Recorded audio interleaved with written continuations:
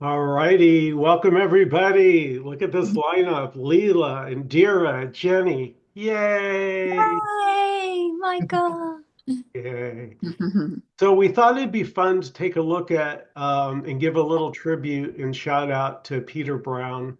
Um, Peter Brown, I actually saw him 4 or 5 times back in the early 2000s. He used to come to Los Angeles. He lived up in Sausalito, up north, which is next to San Francisco. And he would come to Los Angeles and he would give little songs. I went to dinner with him. We also had lunch together. And I got to tell you, at that time, I didn't understand a word of it. Yeah, it was funny. It was only later, only after and being and trying everything that the genius of Peter Brown pointing at just this already, this is it. Or as Peter says, this is what all the fuss is about. So to get the ball rolling, I'm going to start with a couple of quotes of Peter's that I took from a book by one of his students, Stanton Hunter. The book's called The Amazing Nature of Experience. And in it, Peter says, there's nothing but variation and mystery. Nothing but variation and mystery. Not a truer version, just another version. And for the seeker, I was always looking for the truer, the truest version. And Peter is pointing out that it's all this, no matter what it looks like, doesn't matter. This is it right here. This is what's longed for. And so we can begin to notice that. He says, we're immersed in it, we are it.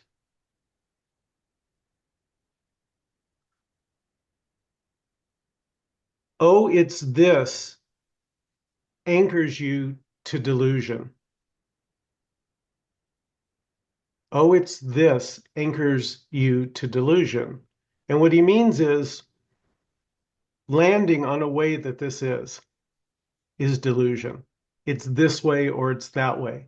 This is wildly unresolvable, as he used to say. Unresolvable. It is not any way. It is always, and it is no ways.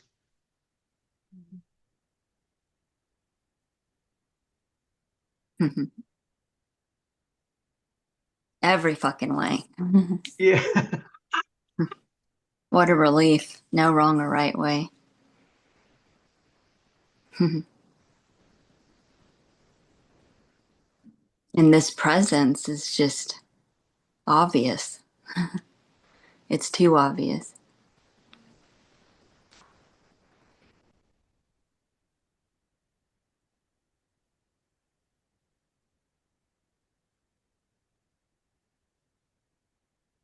Yeah, there's a tendency to land on a specific way of viewing.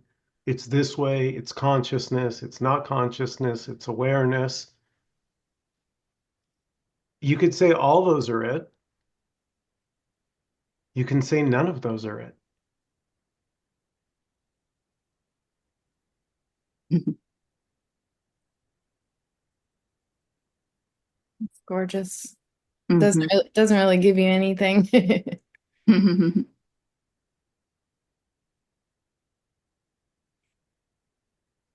And the It's beautiful part is this is always available right here, right now. We don't have to look for it.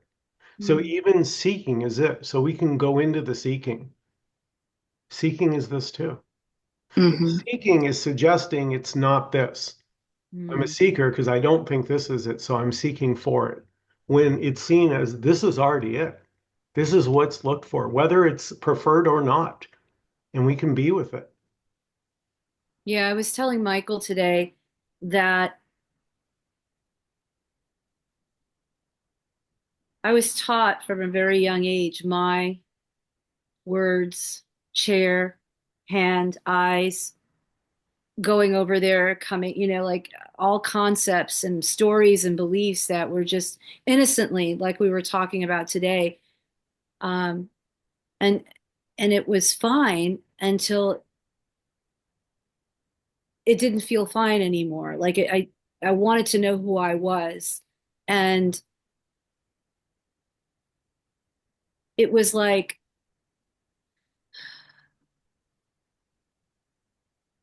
it was an innocent distraction. We weren't told. My mother didn't whisper in my ear and say, feel the water. What's it feel like? You know, what are you seeing? Look at the shapes. Oh, you're crying. That's okay. Like we didn't get it's instead, we were taught good and bad. You shouldn't cry. All those things, those kind of things.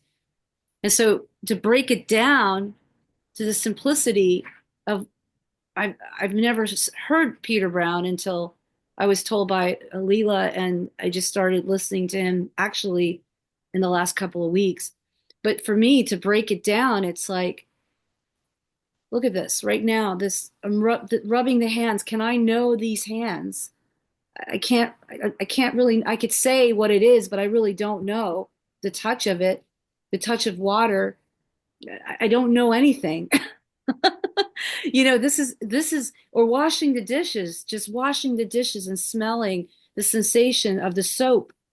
It's was taught to get away from that. There's an intimacy in that, in doing things. And I don't have to know it. I can just I'm in it. It's intimate. It's immediate. Just like the pain in the back right now. The story of it is like, okay, well, you slept the wrong way. Well, who the hell knows? Who the fuck knows what happened? It's spontaneously hurting. So whatever. Mhm. It's what's happening. Yeah, and when you feel it, when you really, really, really completely feel it, which feeling is being it, Yeah. it's just, it is intimacy. It's even more intimate than intimate, just pure being.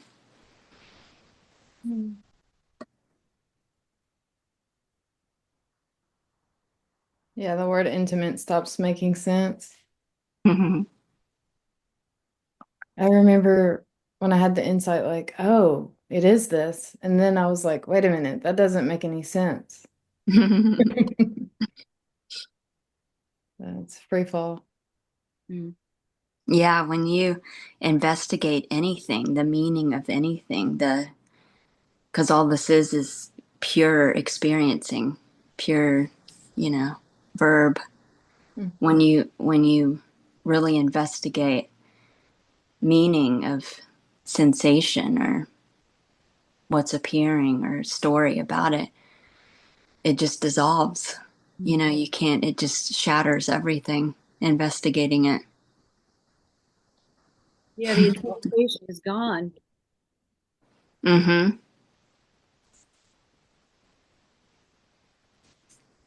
Yeah, it seems like at a very early age, we go from what you're pointing at, Indira, feeling the direct experience. So, what are these things I call fingers or taking a sip of coffee? What is that? Experientially feeling it rather than going to a concept about it. Right. Mm-hmm. Yeah, like a baby playing with its feet and hands, and yeah. It's just immediate experiencing.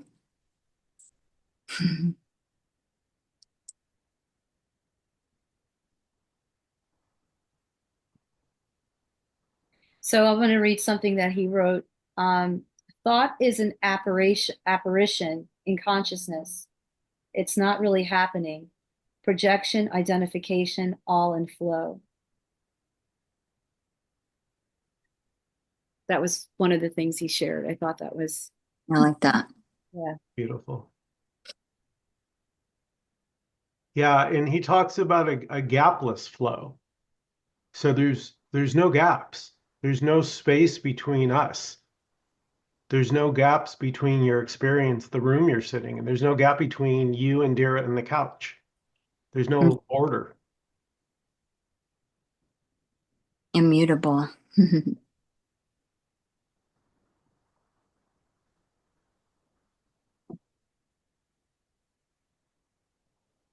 Yeah, knowing is overrated. Completely. Knowing. But we get to have that too, the experience of it, whatever that is. Yeah, knowing is this too. It's fully this knowing. It's just not, it works for, like we talk about, how do I get to 7-Eleven down the street? Well, you go out here and you make a left and it's on the corner. That's what knowing is useful for. But what is this? What am I?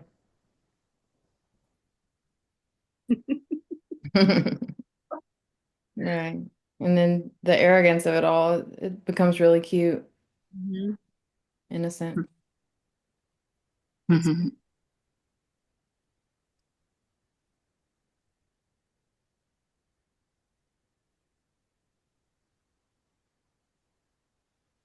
I was going to read a few of what Peter calls sutras that he wrote. If you guys want to hear. Yes. Yeah, you want to hold the book up you're reading them from? Yeah, it's the Yoga, Awesome. Radiant Presence. Hmm. radiant presence is intrinsically unresolvable. While interpretations depend on resolution, the practice of yoga is to notice that the actual felt experience of anything is more and other than the limited identity it is held to be in interpretation. Hmm. The yogi engages with their experience with sensitivity and intelligence, discovering its unresolvability as seeming properties of infinity, dimensionality, instantaneity, spontaneity, uniqueness, meaningfulness, and synchronicity. Hmm. This discovery of the nature of actuality inherently invalidates any interpretations which are being oriented to in the experience of the yogi. I like how he emphasizes meaningfulness too. He's very unique. Mm-hmm. And he talks about noticing too. Yeah. Yeah, and noticing is different than seeking. It's like seeking's the wrong tool for the job because seeking implies it's somewhere else. I have to seek Mm-hmm. it because it ain't here. Noticing is no, it's here, Yeah. but as long as you're stuck in your head in concepts, you will not see it. So what's this moment like without concepts?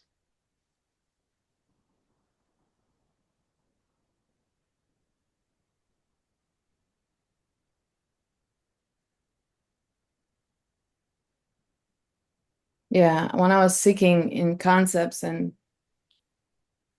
books and videos and stuff, it was like I was spinning my wheels, you know. And then all of a sudden I got really curious, just about this actual direct, what is this, uh, without filling that curious space with some contrived answer. It was just like a suspense. Mm-hmm. Mhm. Leila, can we go into that? Because I love that. We called it the pregnant space or not filling it. So usually, right, like for example, the sound of one hand clapping is a famous Zen koan. And sometimes people will try and answer it. but it's actually not, it's not designed to be answered. It's designed to get to that place of unknowing and stay there. Mm-hmm. Yeah, I remember Angelo, his some of his material is very similar to how Peter points. And that's how I sort of was introduced to this direct, actual investigation. Um,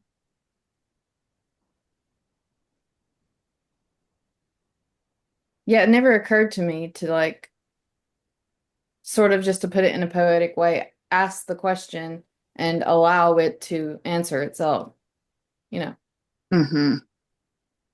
just to try to put it in words. But sometimes I describe it as like waiting for the matrix to break, as if it will, as if you just look at it the right way. It's hard to describe, but you can investigate anything, an object, any sense perception, sensation, Mm-hmm. thought itself, not what it's saying, but the mechanism of it, like the nature of it. Mm-hmm. Mhm. Yeah, and it hits the target. It's a direct experience of you see yourself as the absolute in that moment, and it's in the silence. There is no answer because it precedes the question. Mhm. So even the question, "What am I?" hits the target. It's right there. The pure consciousness, pure that's non-conceptual, doesn't have an answer, doesn't have a name, doesn't have a form from which all forms and names appear and disappear.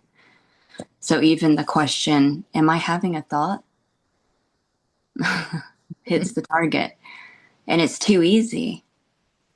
It's too easy and self-evident and obvious. So when you begin to investigate, it's inevitable. Yeah. Yeah. Yeah. Like when I first, I mean, I've seen trees, but the first time I really, which was last year, I really was looking at these trees. There was, there was no thought. It was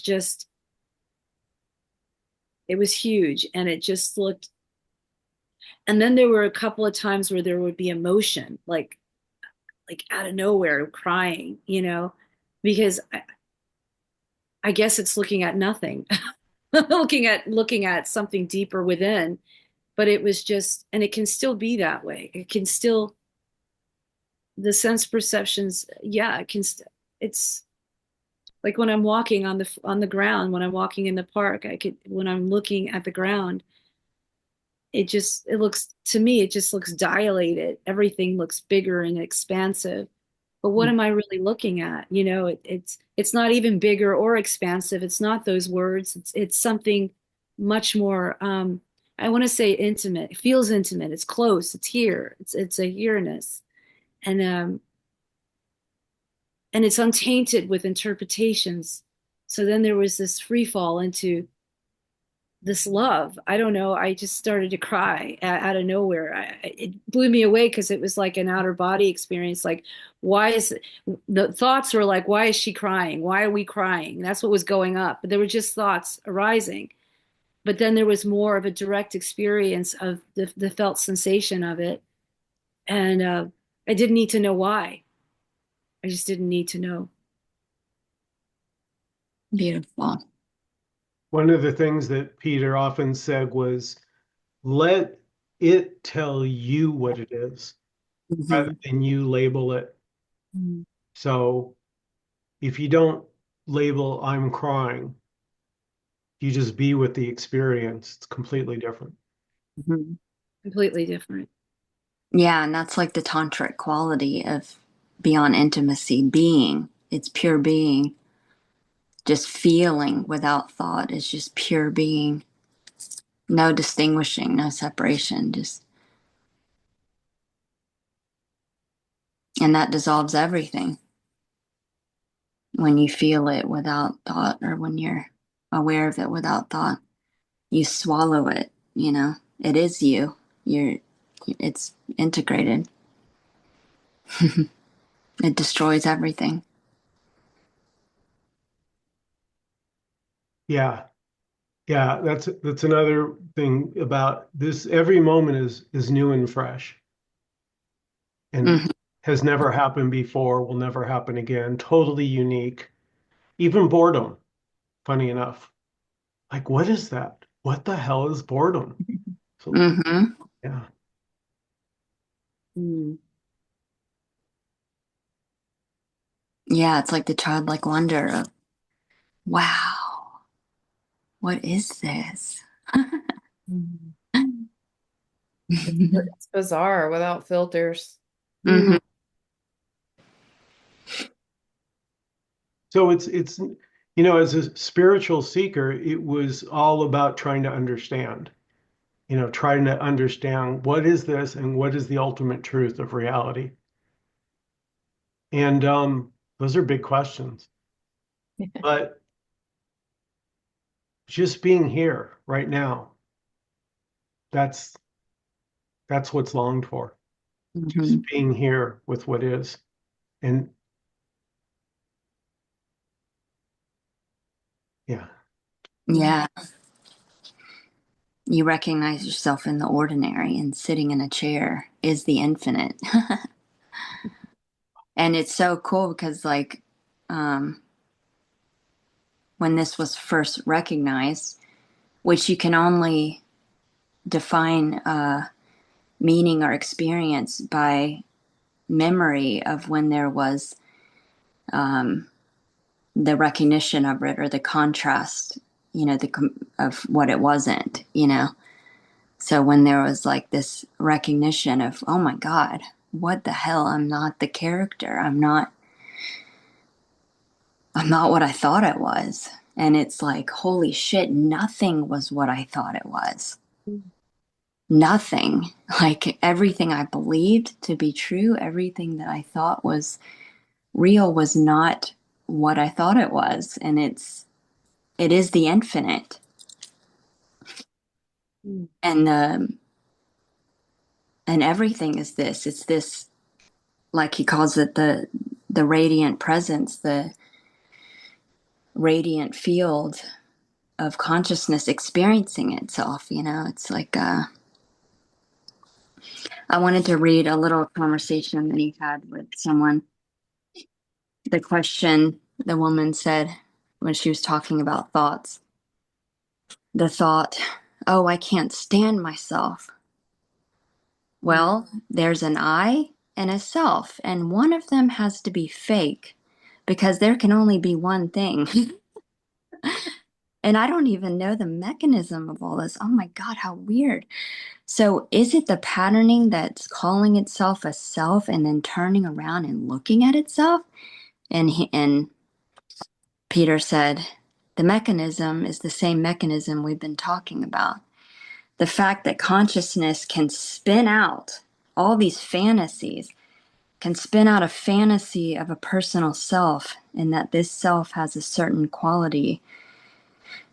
Reality can spin out these fantasies of identifying itself as a self and criticizing itself for having those qualities. And then she said, what is it that's turning around and looking at itself, saying that it has to fix the self? And he said, it's inherent in the nature of consciousness that it can do this. Consciousness is infinite. Consciousness is mobile.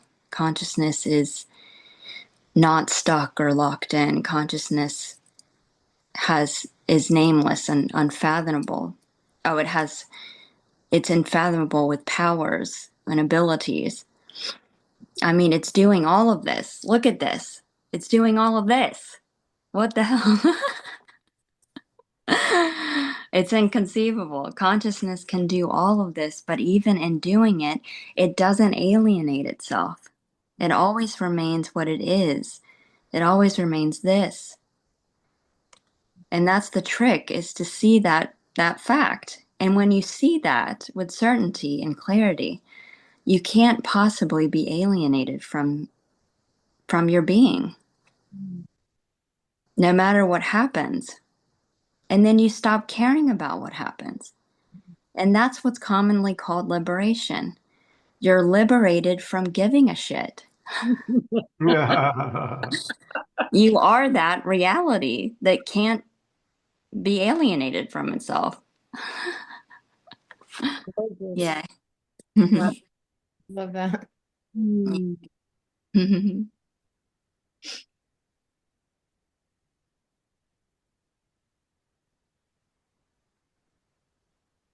Some of the tools that will serve you well on this is Peter talked about curiosity. Get curious. What is that? Curiosity. Wow. What is that? Go into it. It's not what you think it is. You know, it's never what you think it is. Hmm. Yeah, you are the guru. When you investigate, all of it is just self-evident. Game on. Yeah. Um, Today, while just doing things in the apartment, a thought came up saying I miss it, just said I miss this, miss something. And there was a noticing of that. And then there was like a disidentification from it. Like I wasn't, it was just a thought. it's it's not me. It's just a thought arising. And so just noticing just that, I was able to just, I mean, do the things I wanted, but more present, without um, feeding it or feeding the story of it. Like that phrase that woman said, I hate myself, or I don't know why do I don't like myself. What is that? It's just a thought arising. I hate myself. All it is.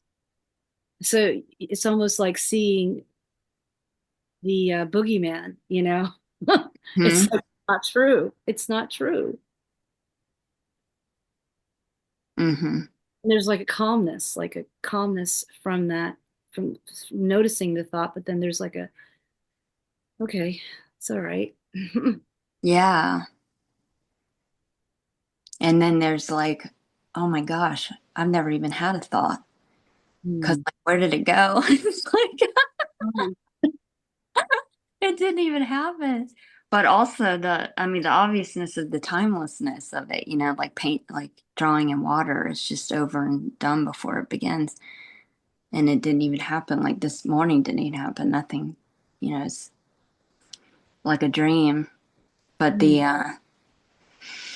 also that thought can arise, and then there's the noticing that thought without thought, just feeling it, and it dissolves it. You can watch it dissolve. Like you swallow everything. You swallow the whole universe. And then even just that moment of silence without thought, you can feel the frequency or the vibration rise, because that thought was so dense and had like a lower Mhm. frequency or something. And then in that silence, it's just like instant relief. And then what is there without a thought? It's like, oh my gosh, it's all a thought. It's amazing. Like the whole life was a thought. All of it is just referencing like a library of thoughts.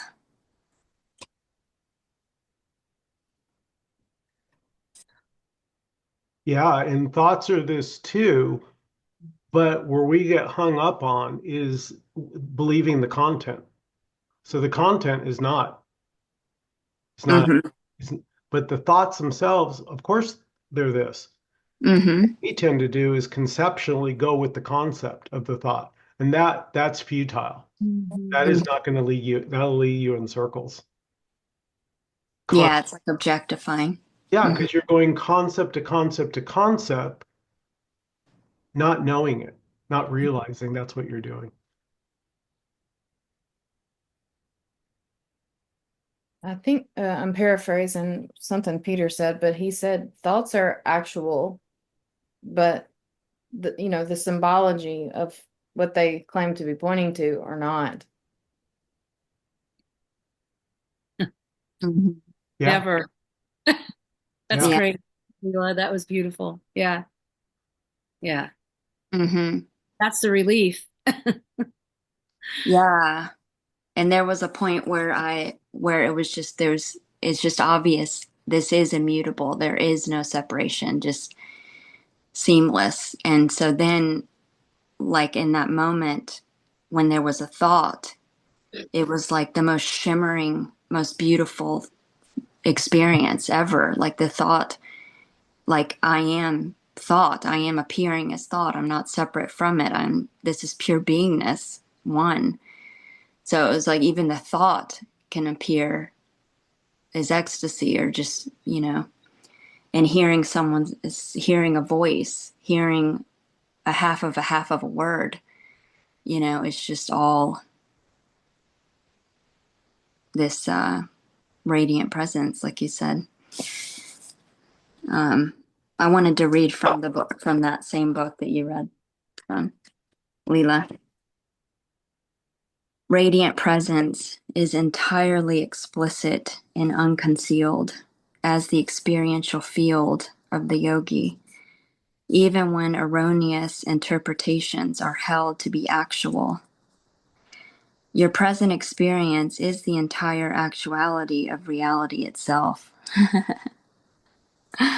This present experience, you right here reading this, is nothing other than the sole absolute reality, the radiant presence, unconcealed, untainted, with any impurity, undiminished, completely immediate and available. Nothing else whatsoever exists. This is essential to see.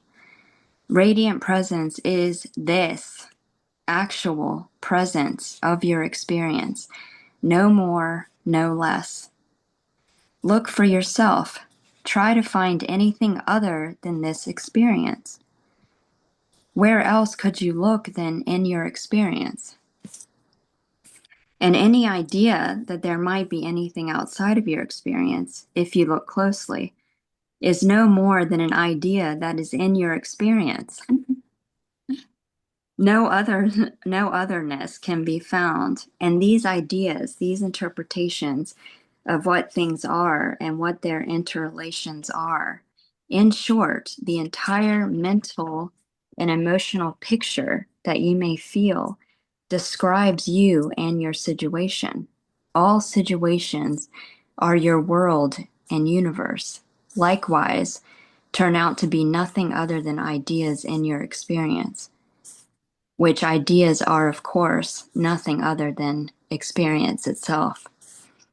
So radiant presence is always fully present and available, even when heavy-handed interpretations may be present. Yeah. So clear. Mm-hmm. Yeah, I want to comment on his use of the term heavy-handed. And what he means by that is it's okay to have concepts, nothing wrong with them, but they're held much lighter than typical. Typically, they're held very tightly, as if this is how it is. Mm-hmm. No, no, it's just very light, very, Mm-hmm. very dreamy. Yeah, it's constantly pointing to itself conceptually, um, because you can't, being singular, you can't experience yourself without projecting yourself as an object of experience. So by projecting these mental concepts, you as the infinite reality can taste yourself, you experience yourself. It's like being in this world, but not of it. You see Mm-hmm. the Yeah. illusion. Yeah. Hmm. Yeah, and it doesn't even need to be seen. That's a Mm-hmm. mind blower.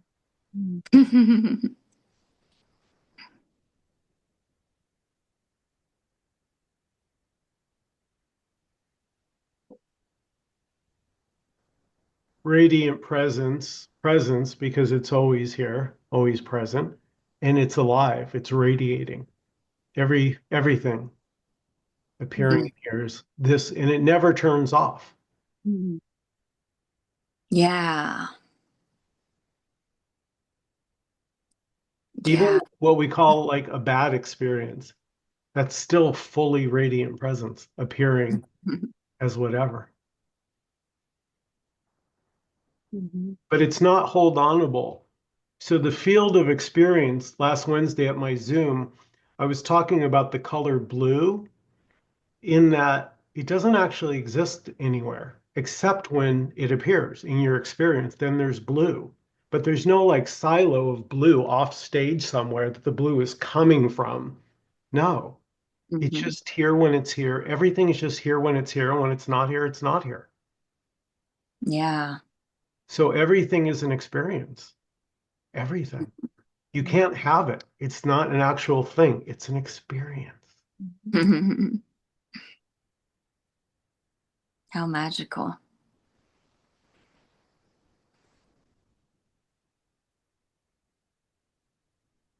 Very surreal. Hmm. Yeah, when you're investigating and it's, oh my gosh, it's so trippy, all of it. But then you're like, surreal compared to what, you know? Yeah. Exactly. It's wait, Michael and I were talking about that earlier. It's like all of these, that's how you define meaning. It's from the reference point of contrast of what it's not, it's like Mhm. and so you have to have all of that to define meaning and of the experience. So who knew duality was the prize all along? Yeah, exactly. Yeah, duality is what you want. It's like so you can experience, otherwise you can't. Mhm. Like in deep sleep. It's such a 180 from as a seeker, right? Always trying to get rid of duality. Where's the non-duality? I'm tired of this boring duality business. Give me the control. And what a joke. What a joke we're playing on ourselves. It's the cosmic joke. Duality is included in it. It's it's all of it. It's part of it. What you're longing for.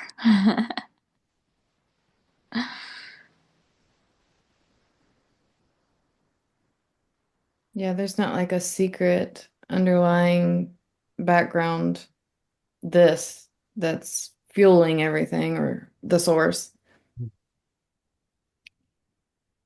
Non-duality is duality. Hmm. Yeah, this is it, right? Like you said, Leah, it's not coming from somewhere. This is it.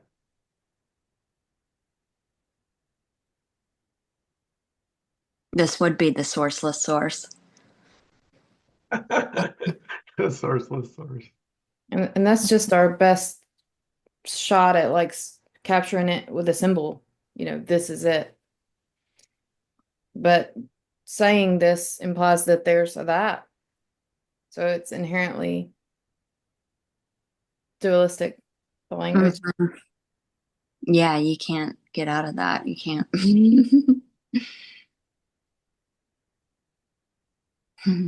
Pretty funny when you've spent your whole life trying to figure this out or win the game somehow. And then you're like, oh, it's not Mhm. possible. Maybe I'm just playing for the fun of it. It's like, Yeah, what? It's right here, right? It's like so ordinary. too Like, easy. Wonk wonk. Yeah, There was no challenge at all. What the hell? Yeah, right. too easy. That's- Two already, like you say, and then like Peter said, you're liberated from giving a shit. It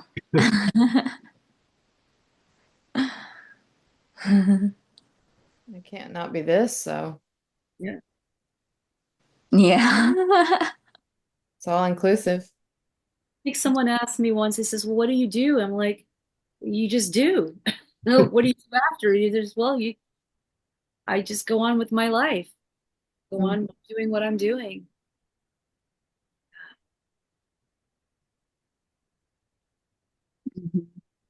It's just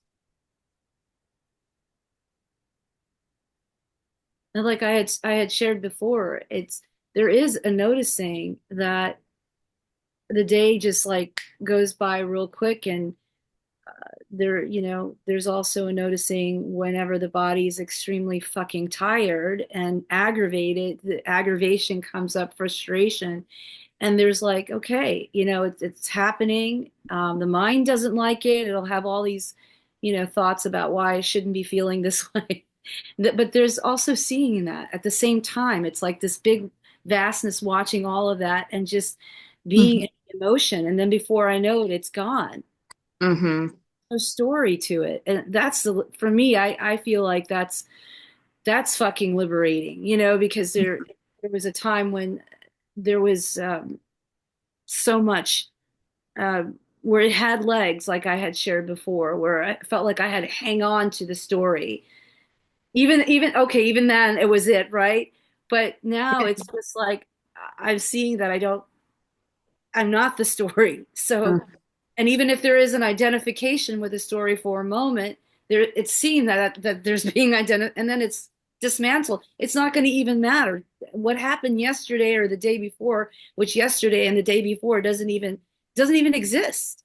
Mm-hmm. Monday, Tuesday, Wednesday, Thursday, Friday, doesn't none of that. So it's for me experiential. It's seen that it's gone, Mm-hmm. and that feels so good. It's a Yeah, relief. that's so good. And like lucid dreaming, it's like obvious, it's and the body's automated. It's like watching a movie that's already been filmed. It's just doing its thing. Like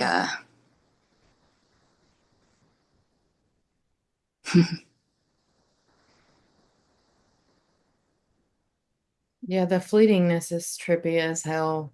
Like, mhm. if you really just notice it.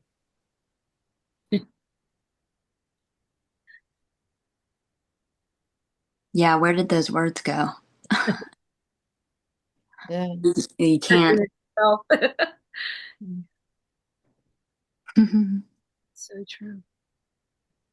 Which is so freeing too. It's like, oh my God, 1 minute ago didn't happen, and it's like everything's born again every moment in a way. It's like new, new, new. Nothing happened before this. Yeah, that's the pristine purity. Mm-hmm. Unstained. And it's like, what always remains despite the coming and going and changing of all of these sounds and sensations and appearances and tastes and textures, and what always remains hits the target. It's like self-evident. It's this. What always remains is silent. It's not talking. Mm-hmm. Yeah, it can't be spoken, Mm-hmm. described. Yeah. Neutral, Mm-hmm. non-reactive.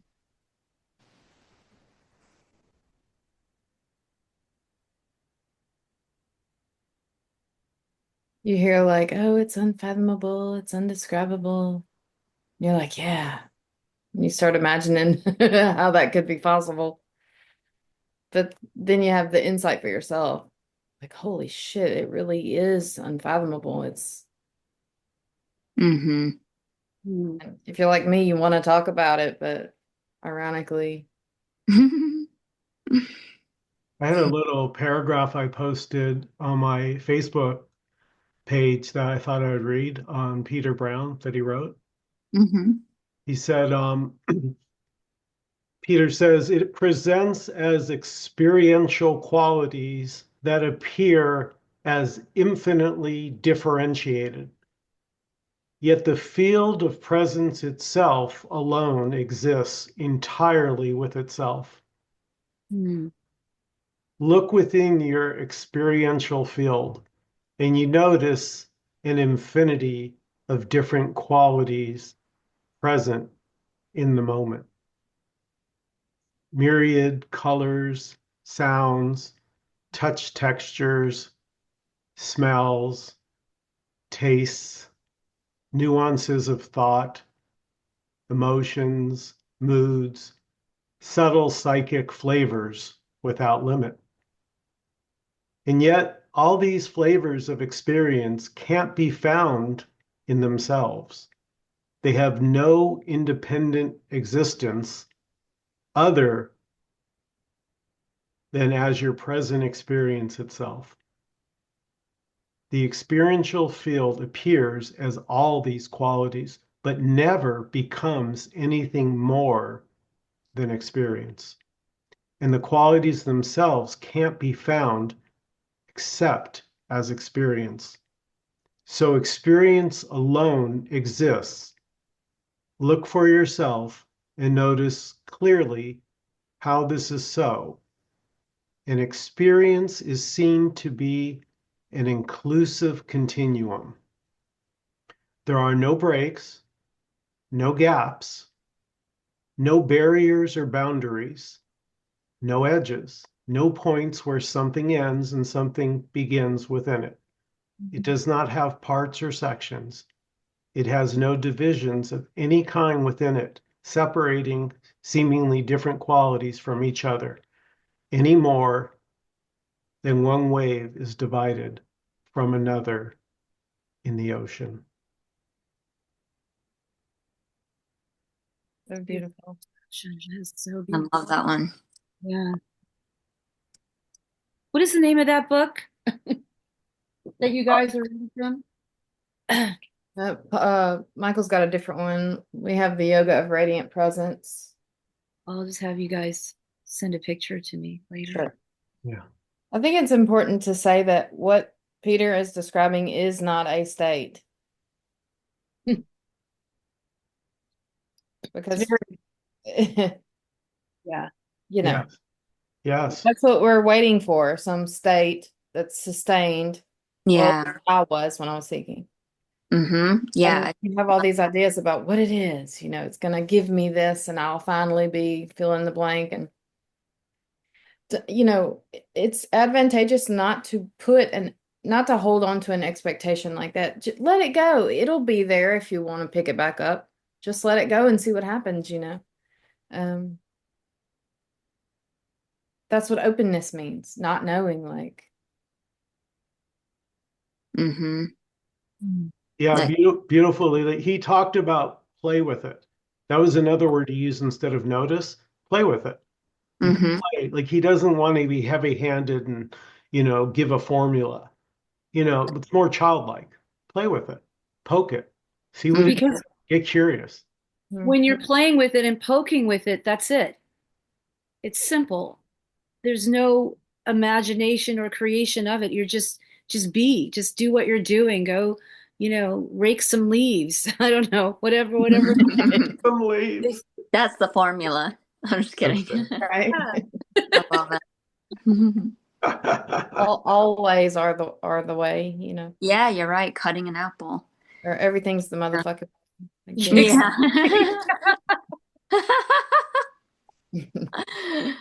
Yes. The gangsta way. It's so funny though, because the mind will hear that and they'll go, okay, I got to go out and buy a rake. Oh yeah. You know, Yeah. like Pete, like Tony Parsons walking through the park. What park was that you walked through? Yeah. We just Mhm. we want to replicate what we think someone else did, and we think if we do that, it will happen to us. But it's already done. That's why the It, work yeah. already is so amazing. Mm-hmm. Yeah, it's prior. And you can't like make someone be curious. I feel like desperation and trying everything and exhaustion sort of inspired me to be curious. Mhm. I mean, I Mm-hmm. don't know, that's just a story, but it kind of seemed that way. Same story here. Same thing happened here to the point where it's like, oh, like the exhaustion of believing that this is something more than what it is, or that I have, like you said, Leela, a state, or maybe if I meditated for 3 hours and get into that zone, I'll get it. I mean, even that's it, but it's everything. It's going to Mm-hmm. the bathroom, it's taking a shower, it's The mind doesn't want to hear that though. It it wants to it's diametrically opposed from this. The mind doesn't want to hear that, Indira, because I can't do anything with it. I don't want to hear it's all this already. What the hell can I do with that? That's too easy. Yeah. And you can't attain it because you already are it. Mhm. You can only be, which is not a doing. Mm.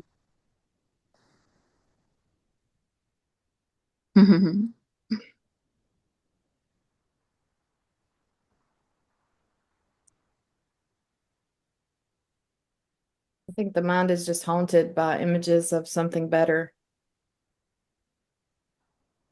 So when someone says this is it, they're like, oh, that's it over there. Because it's a carrot on a stick, you know. Yeah. It's fun to seek until it's not. Hmm. Yeah, it's not some exotic, fancy explosion or orgasm or anything. It's just simply right here, right now, this presence, this pure beingness already. Too easy. Right freaking now. And every time it's perceived, just to put it in words without filters, it's a complete miracle. It's magic. It's all lit up, Mm-hmm. sensational, and Yeah, it's amazing. it doesn't And have to think about itself either to do what it's doing, beating the Mhm. heart.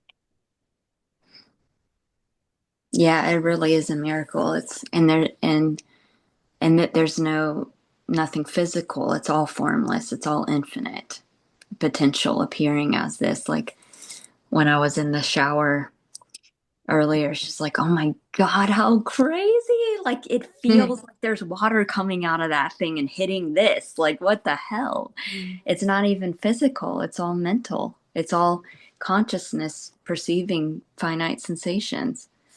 It's amazing. Yeah, and I'll give you an example. Play with it, Jen. Like just what you're saying about the water hitting, take a sip and like notice you're sipping it, but it actually never hits you. Mm-hmm. I can take a sip right here. I have some tea, Earl Grey black tea in here. And if I Mm-hmm. take a sip, I have the sensation of taking a sip. And then I got quiet and I say, okay, let me feel if I can feel the tea hit me. It never did. Just, it never touches you. Yeah, you don't even have a body. You don't even have a tongue that's tasting the. It's just amazing. We've never touched anything Mm-mm. because that's not a thing. That's sense perceptions, Mm-hmm. which is we don't know what that is. Yeah, that's why when you really investigate into it, you really look at it, it's like it all falls apart. It's like, oh my God, Yeah. wow. And then you're like, holy shit, what did I sign up for?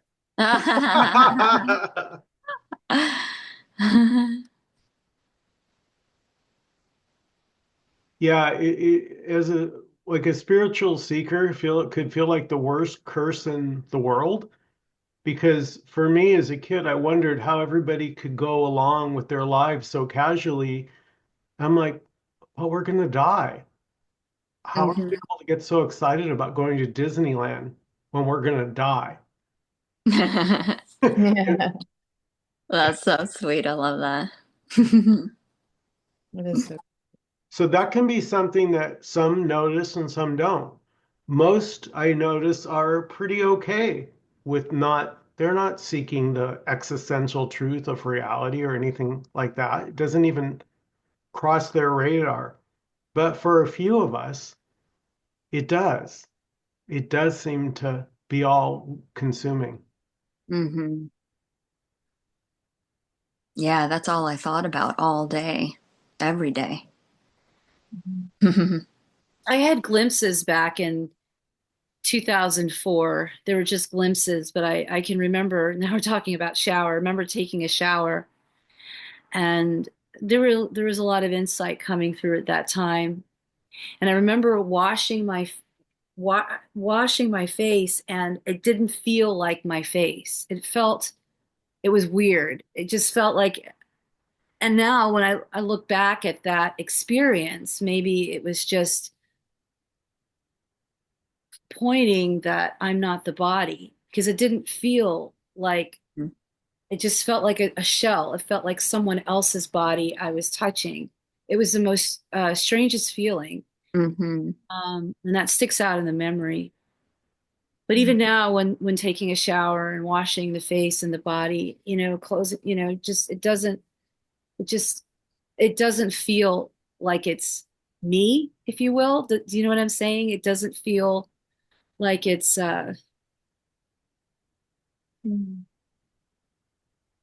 Mm-hmm. a part of this beingness. It feels uh Hard to describe, right? yeah.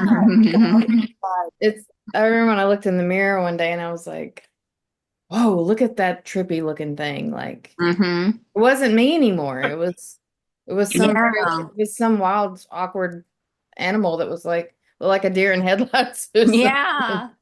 I know that feeling. When I was like, oh my God, I'm not the character.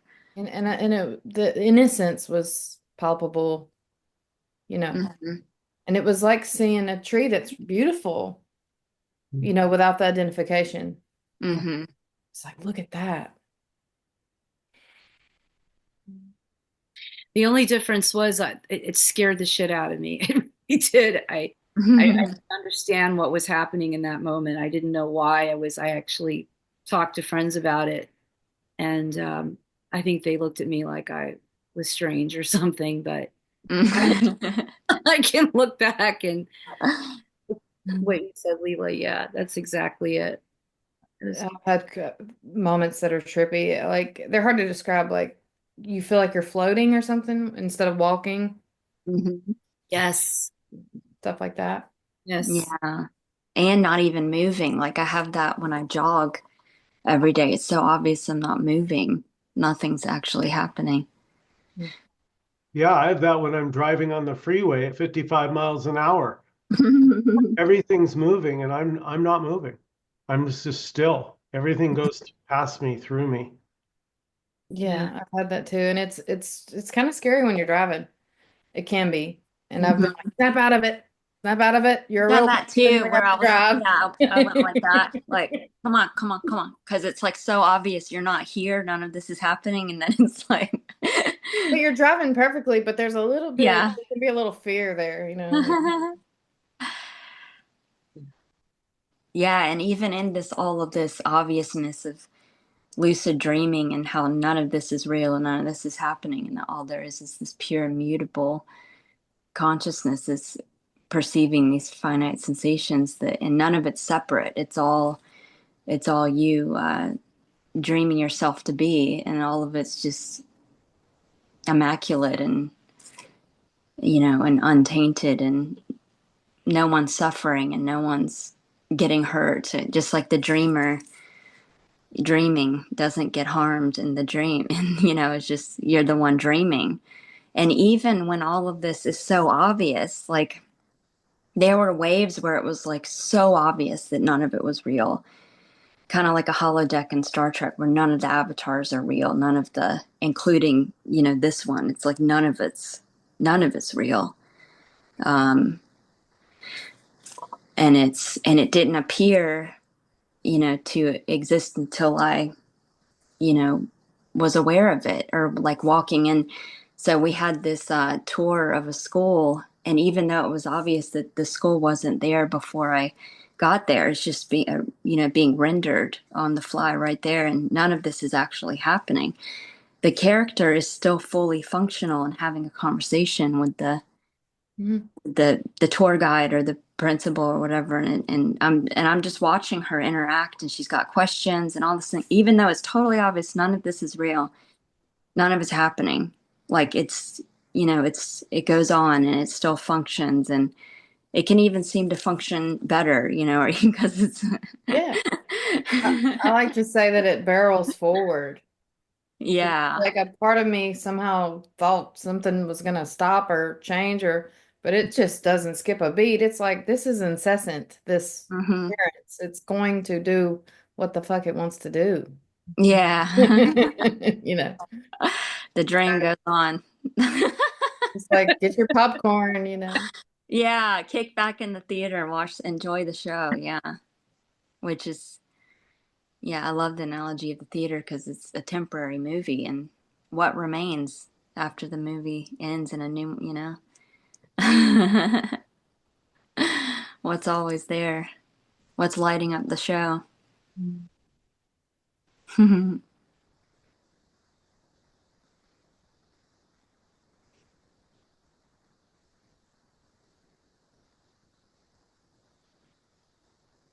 Yeah, it can be very trippy.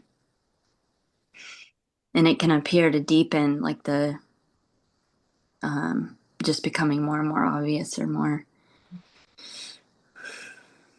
One of the things that Peter used to say is be naked with it. Be Mm, naked with it.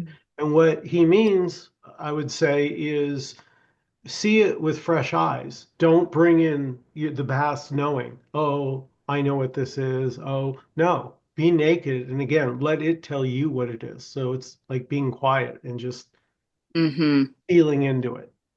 Yes. It is in that silence that is all the answers. Just like Papa G used to say over and over again, keep quiet, just keep quiet. Naked of the stories that are comforting, you know. And that you start to feel vulnerable when you put those aside, Mm-hmm. can be. Because you're like, oh, I'm actually trying to avoid how intense this feels, you know. Mm-hmm. Yeah, I was talking about seeing this ever fresh. Before COVID, I used to do little sot songs here in my living room. And one time I had a 70-year-old woman say, well, Michael, you can't expect me just to give up 70 years, you know? Like that's worth something. We can't just dismiss that. Did you ask her where they are? Yeah, where are the 70 years? What is it besides a thought? It didn't matter. It's so funny, right? Because she had that belief. Mm-hmm. These 70 years count for something. And so there's can be a clinging on. Mhm. So that can be noticed. How, Mhm. like Leela's saying, I feel comfortable with my concepts. Even if they cause me suffering, at least I know them, or I think I do. Mm-hmm. The finitude of this is very comforting in a way to know that eventually all memory of you will be gone, all traces of, this person will be gone. I don't know, there's something comforting about that. It's like, it doesn't actually matter. Yeah, which you die every night in deep sleep. It's all gone. Not, it never happened. Yeah, this is death and life. They're the same. A lot of suffering in the beliefs and in the stories of Indira and what she did and how she did it and what she could have done better. And it's like, it's just, I feel like it's 57 years old at this age. I don't even, it's just a number. It's like, it's great. It's great to not even hold on to Mm-hmm. Well, the if you feel into right now, if you feel into what you are, do you get a sense of an age? Because I don't. I What's sense, go ahead. yeah, I feel nothing. Exactly. It Yeah. doesn't feel like it's Yeah. Yeah, it's just pure beingness, pure aliveness, which has no age or name or identity. It's impersonal. It's just, It's home. Feels like home. yeah. it And feels it's, go ahead. I was just gonna say it feels ageless. Mm-hmm. Mm. Like it doesn't have a number. It doesn't have it. It's all in Mm-hmm. no age. Mm-hmm. And that's when the system starts to relax. It's not as tense as before because there's no hanging on to. the memories or clutching on to that. Mm. It's free to rise, it's free to come, it's seen that it's coming, rising and leaving, and that's good, gone. It's fine. There's, you know how the world trains us to believe that we should hold on to something and we should remember this, and Mhm. no, I don't I don't feel that experientially anymore. We're all junkie babies. We were given drip fed, concepts from a very young age. It's this way, it's not that way. Be this way, Which, don't be that way. Good I mean, God. there's yeah, nothing wrong with it. There's no victims, but when you look at it, it's like, wow, that is like a drug. it's I so know it cool because, feeling. yeah, without that, you couldn't have woken up from the dream or realized Mhm. yourself. You couldn't. So you had to have that reference point. That's, um, Yeah, it can sound like I'm saying it's a bad thing or something, but no, It's fantastic. I love it. yeah, I remember recognizing right away. I was like, even how obvious it was that the whole life had never happened, that this is timeless. And I'm not even in the body. I don't even have a body. I don't even need a body. And then it was like, holy shit, even that whole story was fucking beautiful. I was dreaming myself as all those crazy ass motherfuckers to wake me up from the dream. And it was beautiful. Like all of it. It just was so beautiful. Even the suffering of it, the tragedy, the freaking, yeah, it's the stunning. drama. Yeah. That's when you get that feeling of Cali, just like Mm-hmm. wild destruction. Yeah. Because you'll appear as unreliable characters in the dream to wake you up from the dream, to point back to what's always reliable, what's always here, what doesn't die, what doesn't change. With The compassion comes through as well. There's a lot of compassion for the character, a Mm. lot of compassion for all of everything she did. mm-hmm. Yeah.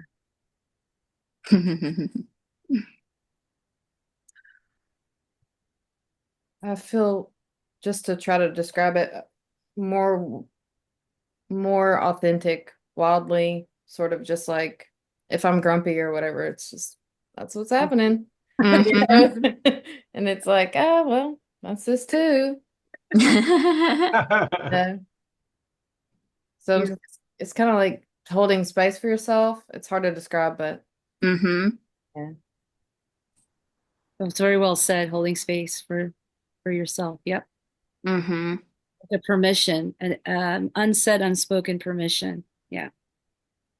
Which was never needed because it's already Yeah. obviously allowed. Yeah. Leela, you mentioned Angelo Delula, and Yeah, he the way he talks when he points to I think he calls it like deeper stage practice or something like that, but he points to the curiosity and direct actual. yeah, Yeah. you mentioned him, and I happened to catch a video of his yesterday on the illusion of time. And he said something I thought that was very, very powerful, and I hadn't heard it said as directly. He said that the biggest addiction in is time. We're Mm. addicted to time. Yeah. That Mm. that can be Mm. noticed. Which is thought. Yeah, it's like yeah, they're the same thing because you Yeah. don't have to have time to have thought. Yeah, or yeah, they're married. Yeah. There's without a thought, there's no time. There's nothing. So the also addiction to relief. Did you notice that? Like or Mm. like that worrying and that problem to solve was covering up the silence, was covering up your impersonal self, the capital S self, the pure beingness that doesn't have a body or form. So it's the playful game of hide and seek through that distraction of problem to solve. And Mhm. Yeah, it is like a drug. I mean, we probably release chemicals when we're like, oh my God, I got to figure out how to do this. And like, okay, I'm going to do this. I'm going to do this. Calm down. I know what's happening, you know? And oh, it, funny. it's funny and scary. There can be all kinds of emotions, disappointment, even, you know, a lot of hilarity. When you see Hmm. that that's all just thought, you know, it's all symbology. It's, Hmm. Mm. So just to finish my thought on Angelo and time, he was saying that in a way, he was saying what Pete, that can be noticed that I'm addicted to time. That's why I keep going to thought rather than just be here and just be present. Mm. Yeah.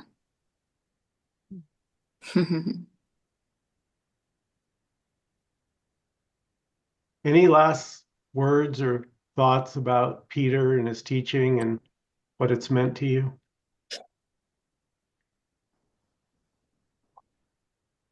I just love his pointing. I love the way he describes. Yeah, that audio, the video we were watching simultaneously of the Radiant Presence, the volume one or whatever. I love how he just drops right into the immediacy of presence, like right out the gate, you know. And it's just like the first sentence, it's done, you know. It's like there's nothing else to be said about that. It's just already done. Beautiful. And I love how casually he just says, well, this is it. This is what all the fuss is about. Yeah. oh, yeah. And if you want something to do, which is pretty typical, right? There you go. Do the yoga of radiant presence. Uh, um, you know, warning, warning. You may not come back, but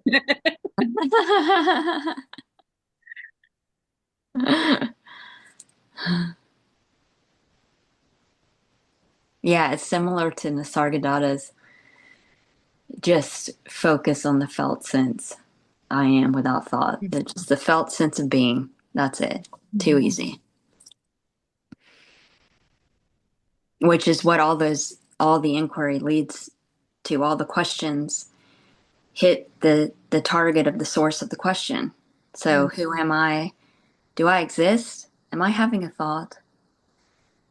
What am I? All of it. It's just the pure, immaculate, radiant presence. That's it. Yeah, and a really simple inquiry can be so often we say, I'm having a thought, but let's feel into that. What exactly is having a thought? Mm-hmm. Yeah, when you look for a person, you can't find it. It hits the target of the empty potential from which the idea of a character appears and disappears.